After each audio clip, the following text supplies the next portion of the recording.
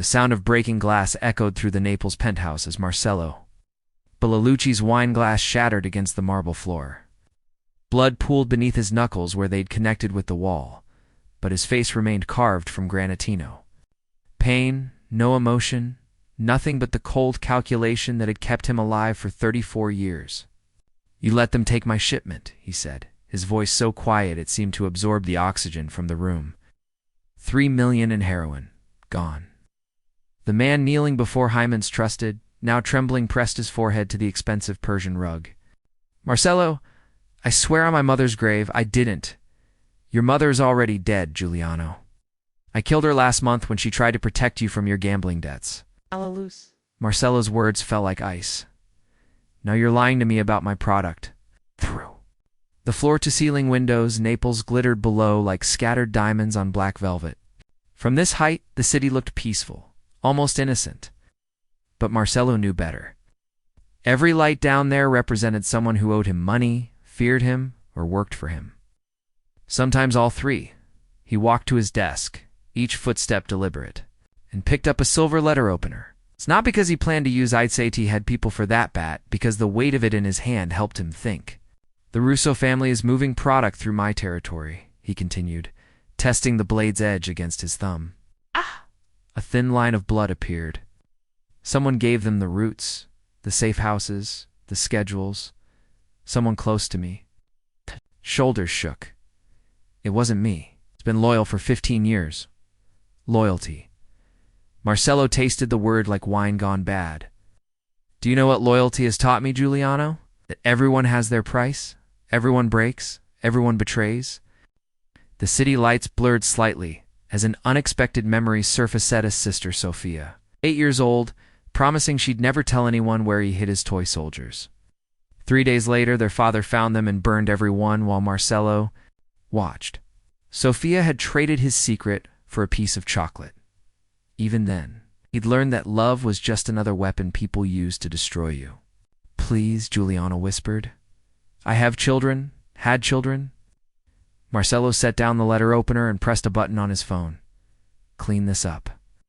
2 men in expensive suits entered as if they'd been waiting just outside, which they had been. In Marcelo's world, someone was always waiting to clean up the mess, as they dragged Giuliano away still pleading. Still believing in mercy that didn't exist, Marcelo's phone buzzed. A text from his lieutenant, Antonio, found the leak. "What's worse than we thought."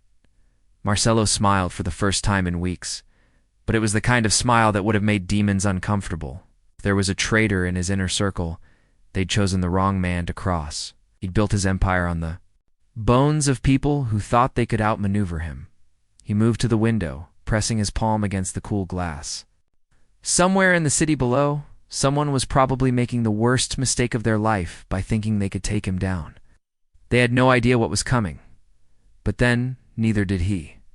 Because 200 miles away, in a small flower shop in Sorrento, a woman named Linda was locking up for the night, completely unaware that tomorrow she would save the life of the most dangerous man in southern Italy, and in saving him, she would damn them both. The explosion lit up the Amalfi Coast like a fallen star. Linda Rossi felt the tremor through the soles of her feet as she knelt in her garden, her hands deep in the rich soil where her grandmother's roses had bloomed for 40 years. The blast was distant, but powerful enough to rattle the windows of her small house and send her cat, Misha, streaking under the porch. She stood, brushing dirt from her knees, and looked toward the coastal highway where an orange glow painted the night. Sky, someone was hurt. Someone needed help. Linda had been a nurse for 8 years before opening her flower shop. The instinct to heal ran deeper than caution, deeper than common sense. She grabbed her medical bag, never fully unpacked since leaving the hospital, and drove her ancient Fiat toward the flames. The scene was chaos. Twisted metal scattered across the asphalt like deadly confetti. The car, or what remained of it, was an expensive black sedan, the kind that whispered of money and danger. But Linda wasn't thinking about danger as she parked and ran toward the wreckage. That's when she saw him. A man's body lay 20 feet from the burning car, thrown clear by the explosion. His clothes were shredded, his face blackened with soot and blood, but he was breathing. Barely. Linda dropped to her knees beside him, her trained hands checking for a pulse, assessing injuries. Severe burns on his left side, possible internal. Bleeding, but his airway was clear. She'd seen worse in the ER. "Stay with me," she whispered, though he was unconscious. "Don't you dare die on me." As she worked to stabilize him, something caught her Aja tattoo on his shoulder, partially obscured by burns. A crowned lion surrounded by thorns. She'd seen that symbol before in newspapers, in whispered conversations at the market. It was the mark of the Belalucci family. This man was Mafia. Linda's hands stilled for a moment. Every rational part of her mind screamed to call the police and walk away.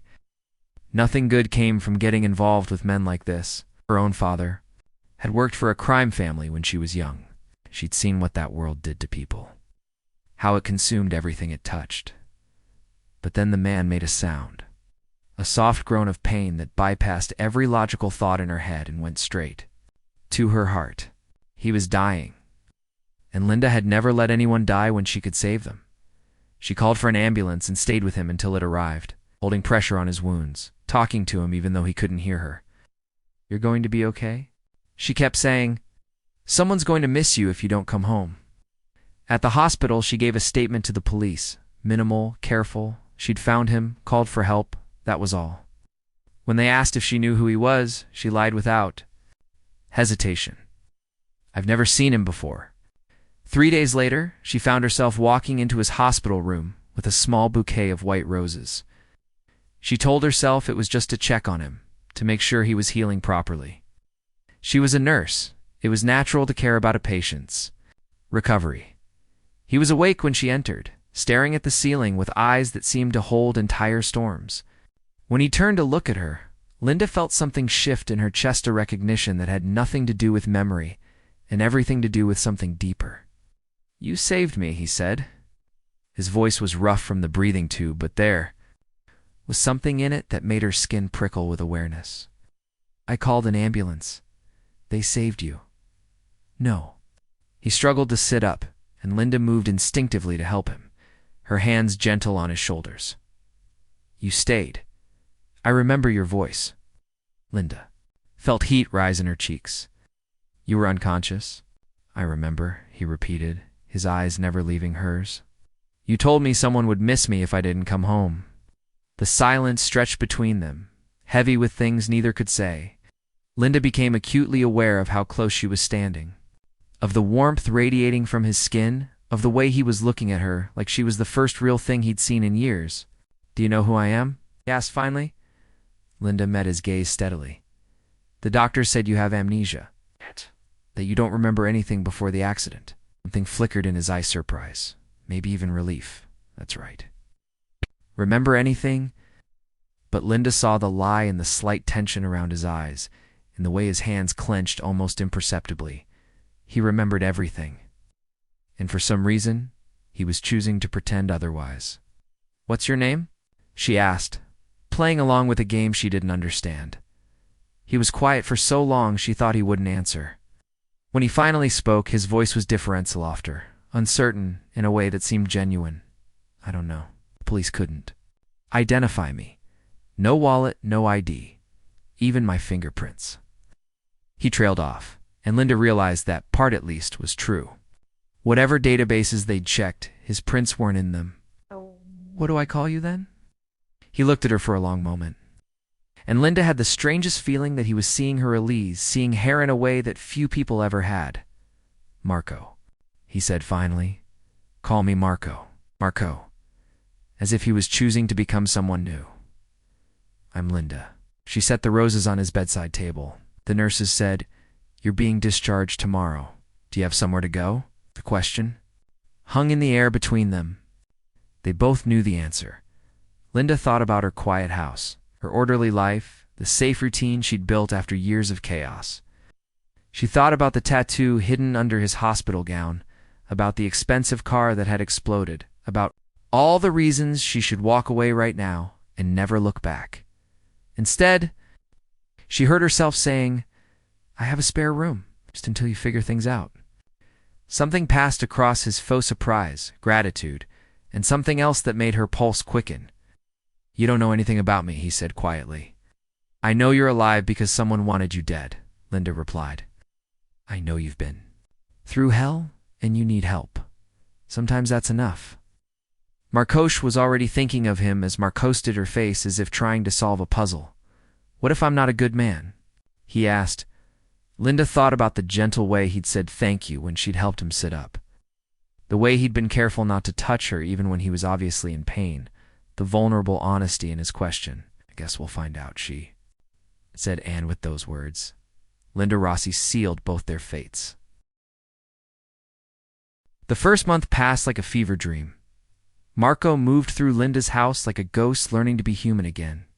He helped with small repairs, insisted on cooking dinner most nights, and spoke in careful, measured sentences as if every word was being weighed for danger.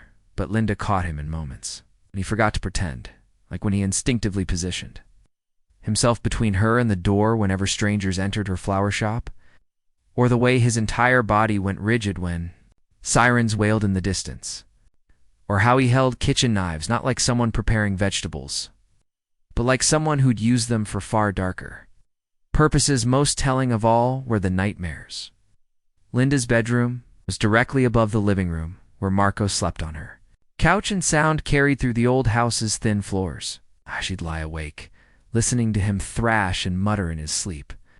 Words she could barely make out, but that sounded like names, like prayers, like confessions. Giuliano, Sophia, I'm sorry.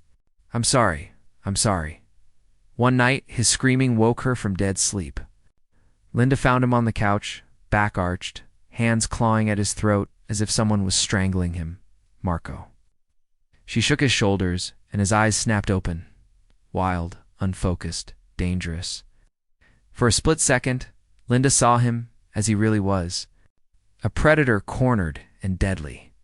Then recognition flooded his face, and he collapsed back against the cushions, chest heaving. I'm sorry, he gasped. Did I wake you? You were having a nightmare. Linda sat on the edge of the couch, close enough to feel the heat radiating from his skin. He was shirtless, and in the dim light from the kitchen, she could see the full extent of his scars net just from the explosion, but older ones. So many older ones. Do you want to talk about it? Marco's laugh was bitter. I can't remember my own name, remember? How can I talk about dreams that don't make sense? But his eyes said otherwise. His eyes said, I remember everything and it's killing me. Sometimes talking helps even when things don't make sense, Linda said softly. For a moment, she thought he might actually tell her the truth.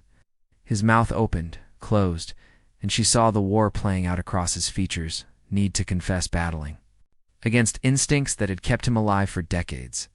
Finally, he looked away. I dreamed I was someone terrible, someone who hurt people. Dreams don't make you who you are.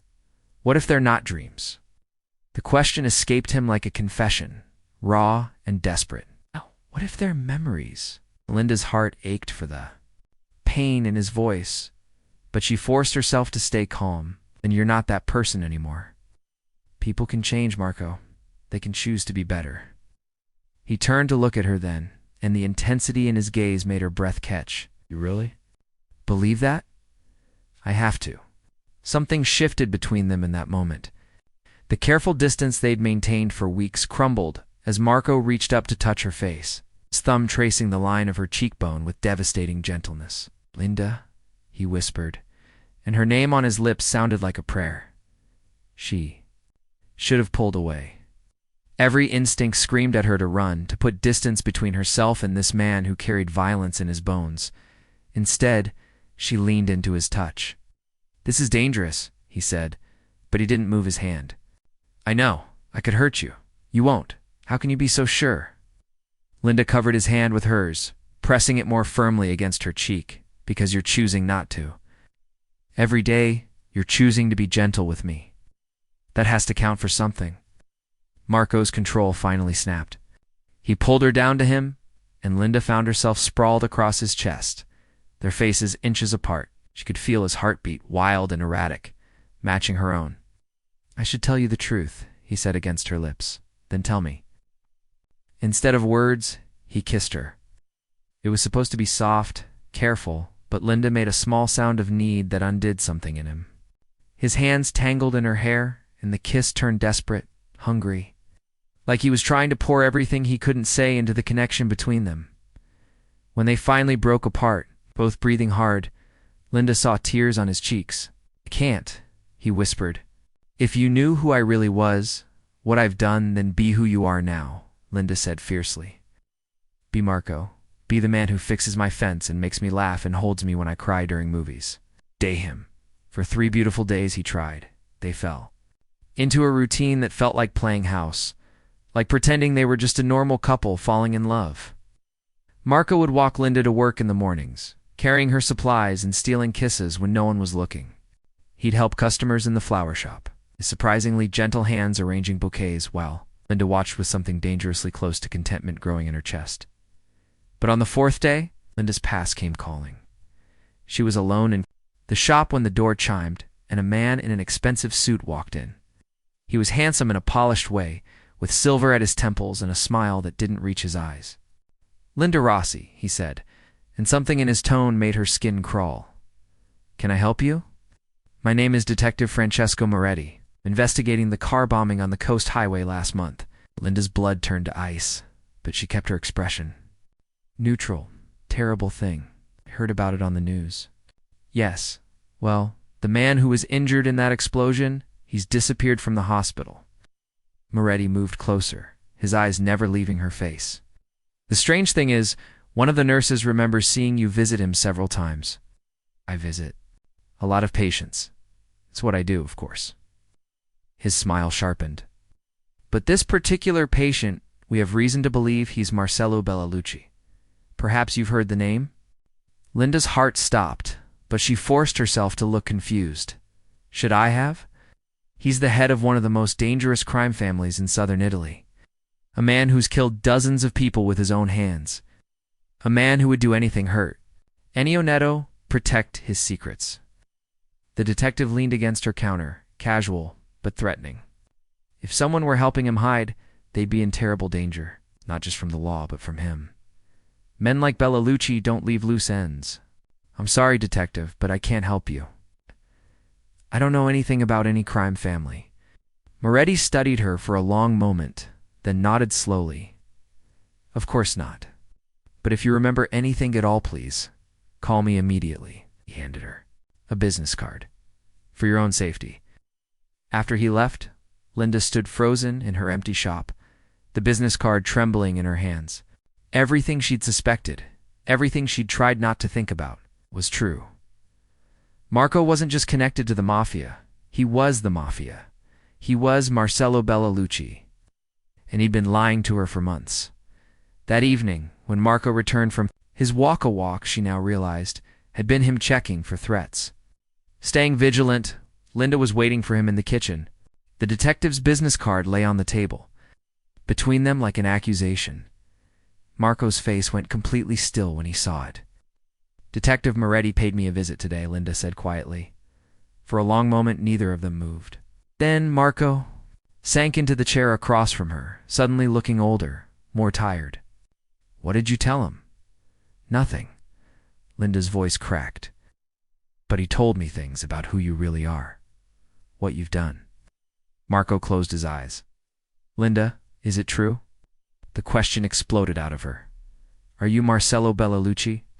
When he opened his eyes again, the Marco she'd fallen in love with was gone. In his place sat a stranger with dead eyes and a face carved from stone. "Yes," he said simply. The single word hit Linda like a physical blow.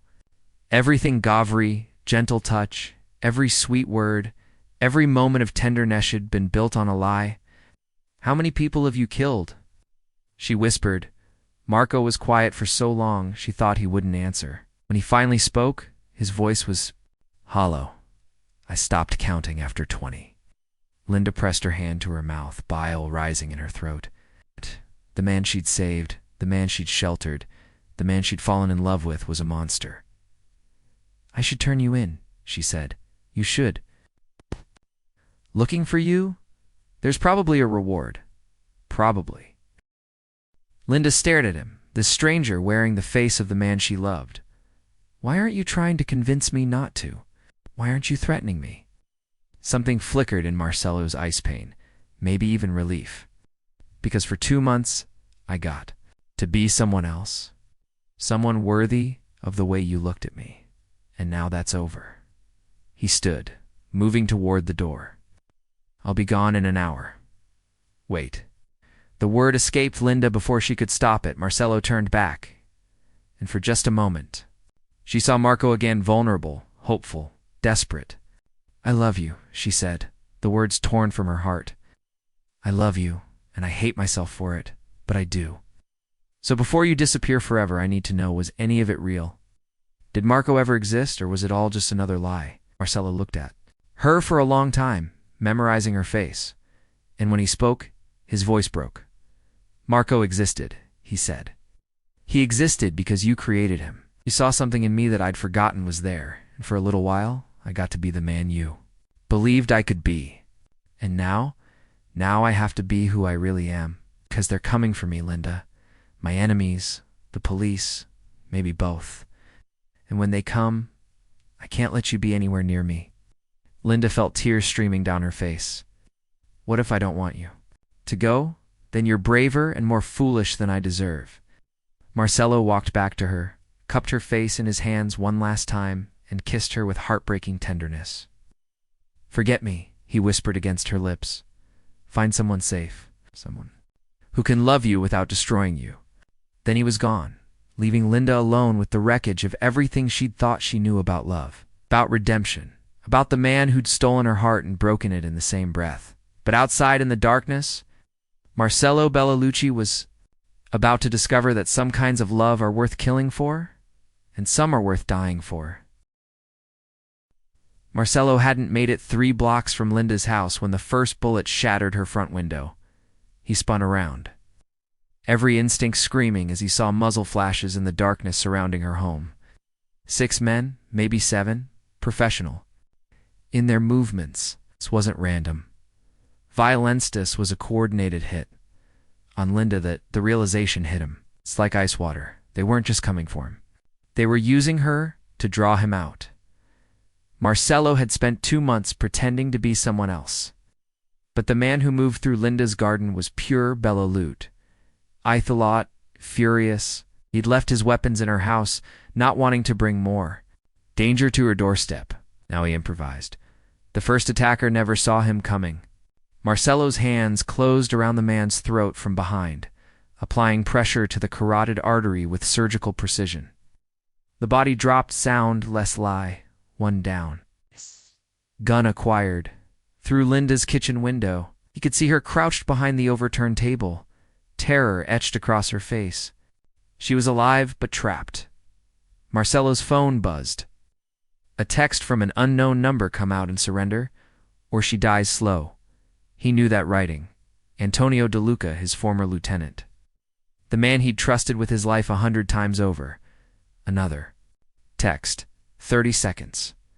Marcelo stepped into the light spilling from Linda's porch, hands raised but finger already on the trigger of the concealed weapon. I'm here, Antonio, he called out. Let's talk.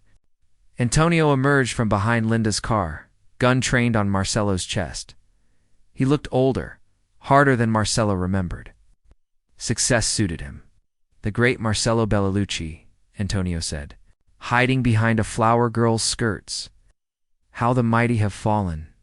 You tried to kill me once already. Why not finish the job? Because first I wanted you to know it was me. I wanted you to understand that your empire belongs to me. Now, more men stepped out of the shadows, forming a loose circle. Marcelo counted positions, calculated angles, estimated his chances. Not good, but he'd survived worse odds. It was you, Marcelo said, understanding flooding through him. You set up the car bomb. You fed information to the Russos. You've been planning this for months. Antonio's smile was cold. Years, actually. Do you know how long I waited for you to show weakness? To make a mistake? And then you disappeared? For 2 months to play house with some nobody, and I knew my time had come?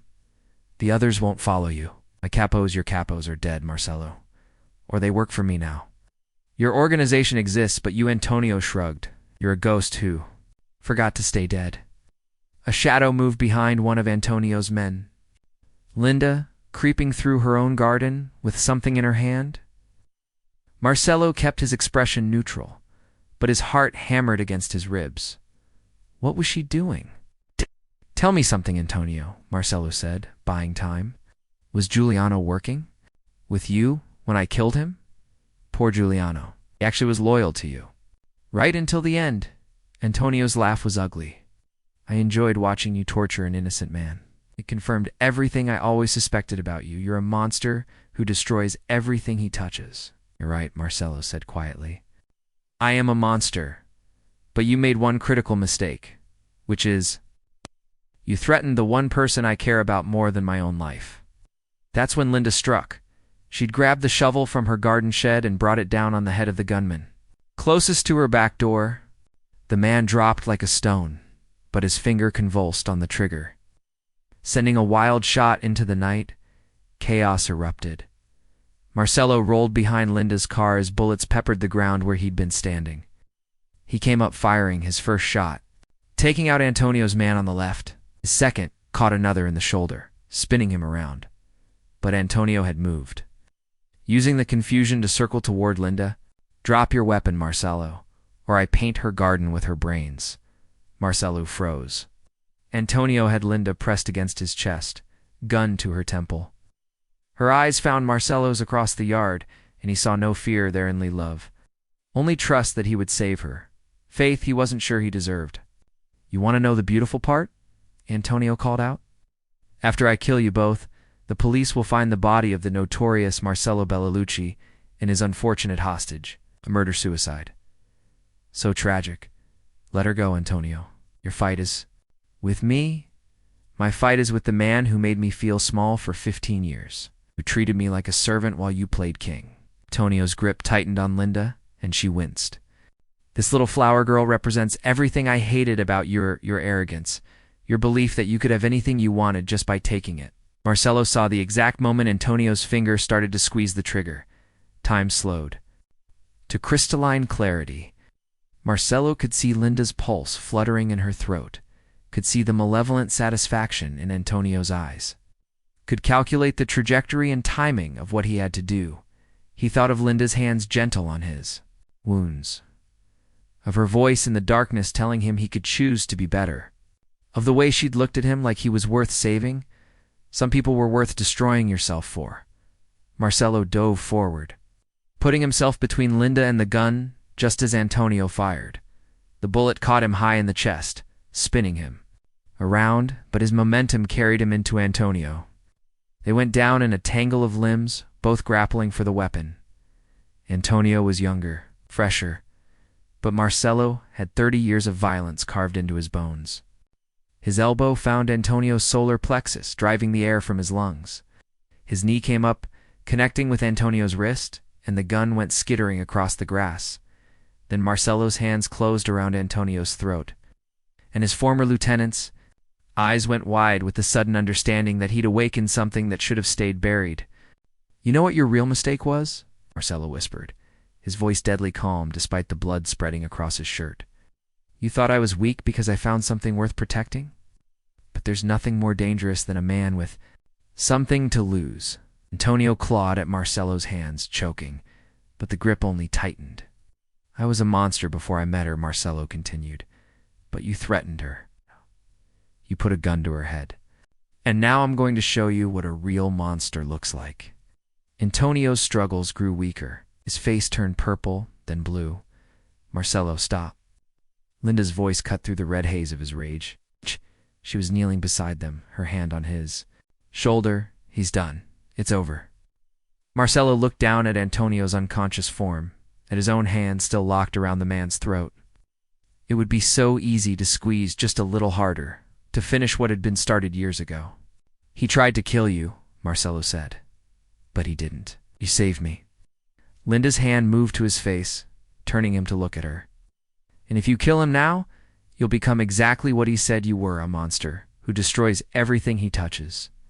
Marcelo stared into her eyes, seeing himself reflected there, Not the cold killer he'd been, not the broken man he'd become, but something in between.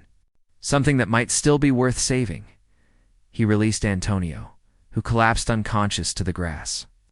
"The police are coming," Linda said softly. "I called them when the shooting started." Sirens wailed in the distance, growing closer. Marcelo tried to stand and stumbled, the gunshot wound taking its toll. Linda caught him, her arm around his waist, and for a moment they simply held each other in the wreckage of her garden. "I'm sorry," he said against her hair. "I brought this to your door. Should have stayed away. If you had stayed away, I'd be dead." Linda pulled back to look at him, her eyes fierce. "Save my life, Marcelo. Again, I destroyed your life." "No," she said firmly. "You changed it. There's a difference." The sirens were getting closer. Soon this place would be swarming with police, with questions, with a reckoning that had been 2 months in the making. Marcelo looked at Linda really, looked at her. Her hair was tangled with grass and dirt, her clothes torn, her face streaked. With tears and grime, she was the most beautiful thing he'd ever seen. "What happens now?" he asked. Linda smiled, and even in the darkness, it was like sunrise. "Now we find out if love really is stronger than everything else." The police cars rounded the corner, their lights painting Linda's ruined garden in red and blue. But for just a moment longer, Marcelo allowed himself to believe that maybe, just maybe, some things were worth the fight to save them. Even him. 6 months later, the federal courtroom was smaller than Marcelo had expected, considering it was where his life would be decided. He sat at the defendant's table in a suit Linda had bought him, simple, gray, nothing like the tailored armor he'd once worn as a king of the underworld. Through the bulletproof glass partition, he could see her in the gallery's front row. She came every day, even though the prosecution's case painted him as everything he'd once been: murderer, drug lord, the architect of countless tragedies. Even though Detective Moretua turned out to be surprisingly honest for a cop who'd made his career chasing men like Marcella, had given testimony that should have buried him forever. But Linda was there. Constant as sunrise, her presence the only thing keeping him anchored to whatever humanity he'd managed to salvage. "Mr. Belalucci," Judge Catherine Romano said, her voice cutting through his thoughts. "Before I pass sentence, do you have anything to say?" Marcelo stood slowly. The bullet wound in his chest had healed, but something deeper remained brokener. Maybe finally beginning to heal properly for the first time in his life. "Your Honor," Marcelo began, his voice steady despite everything at stake, "I won't insult this court by claiming I'm innocent.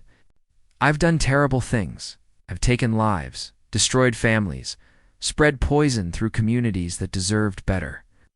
He paused, finding Linda's eyes across the courtroom. She nodded slightly, giving him strength. "But I also won't stand here and pretend those actions define the totality of who I am or who I can become.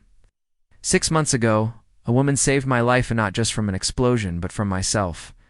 She saw something in me that I'd forgotten existed. Because of her, I chose to cooperate fully with federal investigators." The prosecutor, Maria Santos, looked uncomfortable. Marcelo's cooperation had been unprecedented, given them everything. Names, locations, financial records, enough evidence to dismantle 3 crime families and prevent a war that would have left dozens dead. "I can't bring back the people I killed," Marcelo continued. "I can't undo the damage I caused. But I can spend whatever time I have left trying to balance the scales. I've provided testimony that will put my former associates behind bars for life. I've turned over assets worth $30 million to victim compensation funds. And if you'll allow it, I'd like to continue that work." Judge Romano studied him over her glasses. "What exactly are you proposing, Mr. Belalucci?" "I want to work with federal prosecutors to identify and prosecute organized crime operations. I want to use my knowledge to save lives instead of taking them. I want to do it openly, honestly, without asking for anything in return, except the chance to prove that people can change." A murmur ran through the courtroom. It was an unusual request. Most criminals who cooperated did so for reduced sentences, immunity deals, witness protection. Marcelo was offering to paint a target on his back for the rest of his life. "Your Honor," defense attorney Rebecca Chen interjected, "my client understands the risks. Former mafia bosses who turn state's evidence don't typically live long lives. But Mr. Belalucci believes this is the only way to truly atone for his past actions. Judge Romano was quiet for a long moment. Miss Santos, what is the prosecution's position on the defendant's proposal? Maria Santos stood reluctantly. Your Honor, while we appreciate Mr. Belalucci's cooperation, he's confessed to 17 murders. The federal sentencing guidelines are clear, are they? Judge Romano interrupted. Because I've been on this bench for 23 years. I've never seen a case quite like this one. Mr. Belalucci, you've waived your right to witness protection. Is that correct? Yes, Your Honor. I understand that there are likely dozens of people who want you dead. I do. And you're willing to continue cooperating with law enforcement despite these risks? For as long as I'm alive to do so. Judge Romano looked at Linda in the gallery. Ms. Rossi, you've been here every day of this trial. You've saved this man's life, and according to testimony, he saved yours. What do you believe this court should do with him? Linda stood, her hands trembling slightly. Your Honor, I'm not naive. About who Marcelo was. But I've seen who he's choosing to become. He could have disappeared after the explosion, started over somewhere new. Instead, he stayed and faced the consequences of his actions.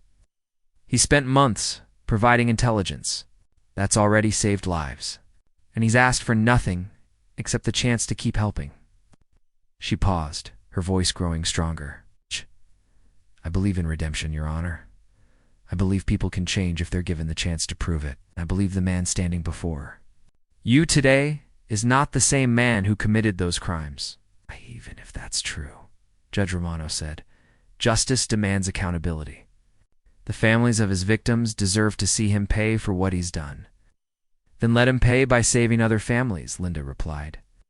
By preventing other children from losing their parents to violence, other wives from becoming widows.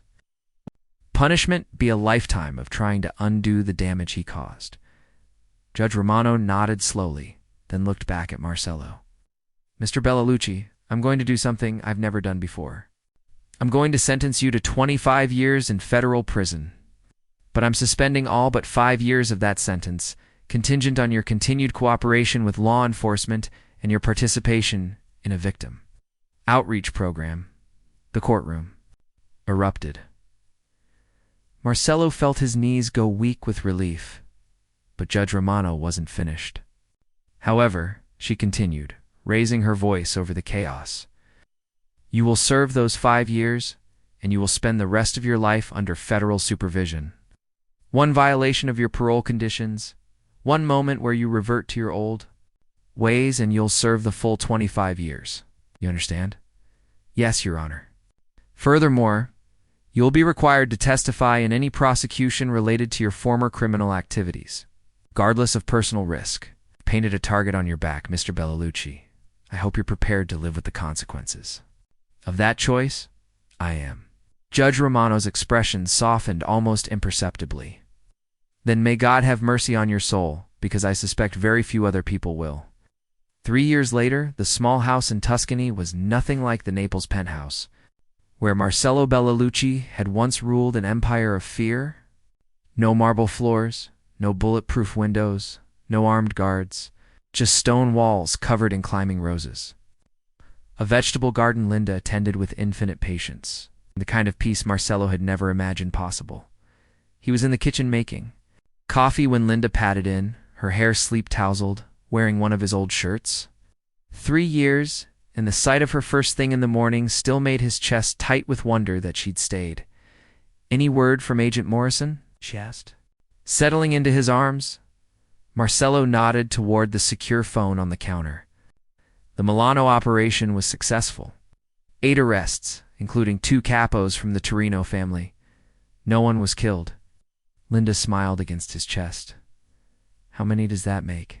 47 arrests, 12 major operations disrupted, an estimated 130 lives saved. The numbers were burned into his memory, a different kind of accounting than he'd once kept. And how many threats this week? Only 3. I think my enemies are getting tired of failing to kill me. It wasn't entirely a joke. There had been 6 attempts on his life since his release from prison. The most recent had been a sniper hood, tried to take him out while he was buying groceries in the village.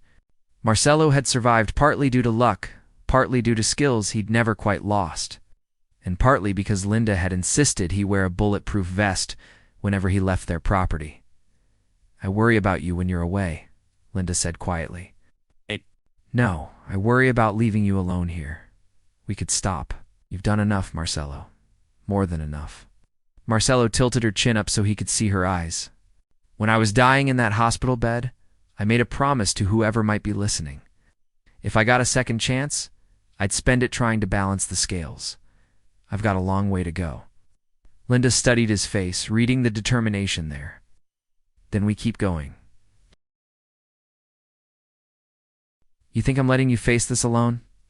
I didn't save your life just to lose you to some vendetta." She stood on her toes to kiss him. "Besides, someone has to patch you up when you come home bleeding." "I love you," Marcelo said, the words still carrying the weight of miracle after all this time. "I love you too. All of you. Even the parts that scare me." They were interrupted by the secure phone ringing. Marcelo glanced at the caller ID inside. "Agent Morrison, what do you need?" Morrison's voice crackled through the encrypted connection. "We've got a situation in Rome. The Benedetti family is planning something big, a territorial war that could leave dozens dead. We need your insight." Marcelo looked at Linda, who nodded without hesitation. "I'll be there by tonight," he said. "Marcelo?" Morrison's voice carried a warning. "The Benedettis have put a €5 million bounty on your head. This isn't going to be easy. When has it ever been easy?" After he hung up, Linda began making a list as usual travel kit. Medical supplies, the vest he pretended not to need but always wore anyway. "How long this time?" she asked. "A week, maybe 2.